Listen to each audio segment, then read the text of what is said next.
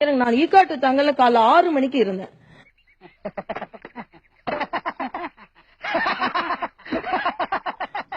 தொலைத்தொடர்பு முற்றிலுமாக துண்டிக்கப்பட்டு விட்டது. ஆனால் வீட்டில் இருப்பு கொள்ள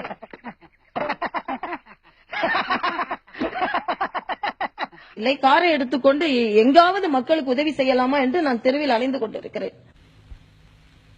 அடங்கப்பா, இது உலக நடிப்புடா சாமி.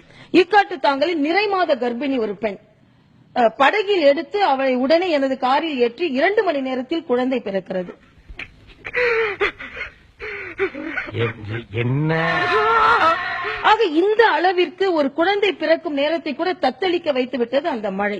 உன்ன ஏதாவது 2 கோடி 3 கோடி சொத்து வைத்திருப்பவர்கள் சாப்பிட ஏதாவது இருக்கிறதா, பசிக்கிறது என்று சொல்லும்போது இங்கே இருந்து உணவு பொட்டலங்களை தூக்கி வீசி எறியும் ஒரு